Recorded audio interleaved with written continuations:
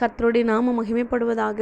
ஆண்டவராகிய இயேசு கிறிஸ்து இந்த நாளில் நமக்கு ஜீவனை கொடுத்து ஆயுசு நாட்களை கூட்டி கொடுத்து அவருடைய வார்த்தை கேட்கும்படியாய் தேவன் பாராட்டின பெரிய நன்மையான காரியங்களுக்காய் கிருபைகளுக்காய் கொடான கொடி நன்றி செலுத்துவோம். இந்த நாளிலும் கூட கர்த்தர் நம்மளோடு கூட வெளிப்படுத்தி பேசுகிற வார்த்தை யோவான் 2:11 இப்படி சொல்லுகிறது. இவ்விதமாக இயேசு இந்த முதலாம் அற்புதத்தை கலிலேயாவில் உள்ள கானா ஊரிலே செய்து தம்முடைய மகிமையை வெளிப்படுத்தினார். அவருடைய சீஷர்கள் அவரிடத்தில் விசுவாசம் வைத்தார்கள் என்று சொல்லி பார்க்கிறோம். இந்த இடத்துல ஆண்டவராகிய இயேசு கிறிஸ்து செய்த முதலாம் அற்புதத்தை இந்த இடத்துல குறிப்பிட்டிருக்கிறதை பார்க்கிறோம். ஆண்டவராகிய இயேசு கிறிஸ்து முதலாம் அற்புதத்தை செய்த அந்த கானா ஒரு கல்யாணம் எல்லாருக்கும் தெரிந்த சம்பவம். வேதாகமத்தில் அவர் செய்த முதலாம் அற்புதம் என்று சொல்லி இருக்கிறது. ஆனால் கடைசி அற்புதம் என்று சொல்லி, முடிவு அற்புதம் என்று சொல்லி எங்கேயுமே குறிப்பிடவில்லை. ஏன் அப்படின்னா, அவர் இப்பொழுதும் எப்பொழுதும் அவர் அற்புதம் செய்கிறவராகவே இருக்கிறார்.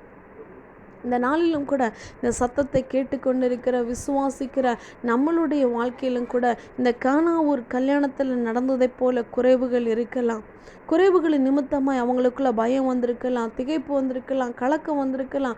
எங்கே நம்ம அவமானப்பட்டுருவோமோ, எங்கே வந்திருக்கிறவங்களாம் நம்மளை ஏதாவது அசிங்கப்படுத்திடுவாங்களோ என்று சொல்லி அந்த குறைவை கண்டு ஒருவேளை அவங்க கலங்கி இருந்திருக்கலாம், பயந்து இருந்திருக்கலாம். ஆனால் ஆண்டவராக இயேசு கிறிஸ்து அந்த கானா ஒரு கல்யாணத்தில் அந்த குறைவுபட்ட திராட்சரசம் குறைவுபட்ட அந்த வீட்டில் ஆண்டவராக இயேசு கிறிஸ்து அந்த இடத்துல இருந்ததுனால அவருக்கு இன்னும் வேலை வரவில்லை என்று சொல்லுகிறார். ஆனால் வேலை வந்ததுக்கு அப்புறமா வெறுமையாக இருக்கிற அந்த கற்சாடிகளை தண்ணீரினால் நிரப்பின உடனேயும் வெறும் தண்ணீரை ஆண்டவராகிய இயேசு கிறிஸ்து திராட்சரசமாய் மாற்றினார். வெறும் தண்ணீர், வெறுமையாக இருந்த கற்சாடி, அது வரைக்கும் அது ஓரமாக இருந்தது. அந்த கற்சாடி எதுவுமே பயன்படுத்த முடியாமல் இருந்தது. ஆனால் அந்த வெறுமையாக இருந்த கற்சாடியை ஆண்டவராகிய இயேசு கிறிஸ்து தொட்டு அதில் தண்ணீர், வேலைக்காரர்களை தண்ணீரை மொண்டு ஊற்றுங்கன்றாங்க. வெறும் தண்ணீர் தான் ஊற்றுறாங்க.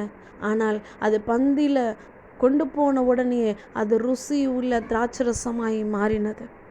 ரொம்ப ருசி உள்ளதாய் மாறினது. அங்கே உள்ளவங்க கேட்குறாங்க, எந்த மனுஷனும் முன்பு நல்ல திராட்சரசத்தை கொடுத்து ஜனங்களுக்கு திருப்தி அடைந்த பின்பு ருசி குறைந்ததை கொடுப்பான், நீரோ நல்ல ரசத்தை இதுவரைக்கும் வைத்திருந்தீரே என்று சொல்லி அந்த இடத்துல சொல்லி பார்க்கிறோம்.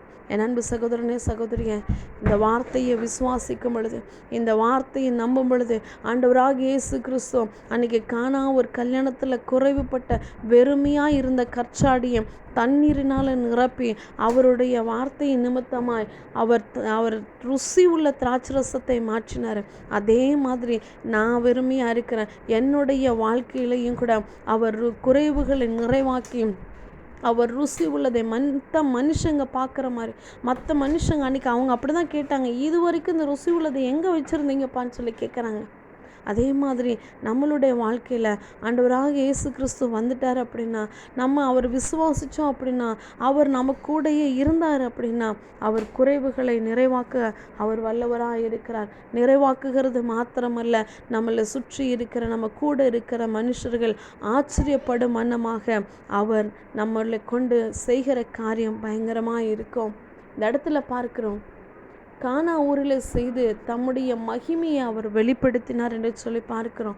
நம்மக்கிட்ட இருக்கிற குறைவுகளை நிறைவாக்குகிறது மாத்திரமல்ல, அவர் நம்ம நிமித்தமாக அவர் மகிமையை வெளிப்படுத்த அவர் வல்லவராக இருக்கிறார். ஒதுக்கப்பட்ட கற்சாடியை பயன்படுத்தினவர், வெறும் தண்ணீரை திராட்சரசமாய் மாற்றினவர்.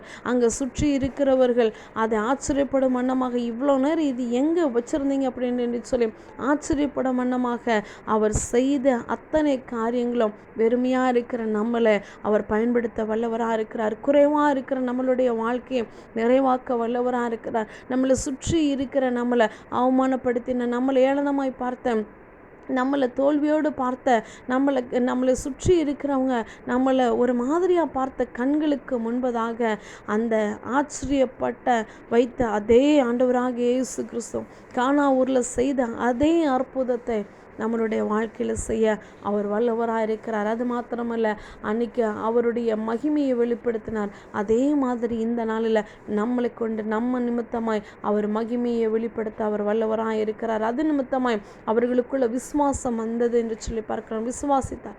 இந்த நாளிலும் கூட விசுவாசிப்போம். கர்த்தர் நம்ம மத்தியில் அற்புதங்களை செய்ய அவர் வல்லவராக இருக்கிறார். ஆமென்.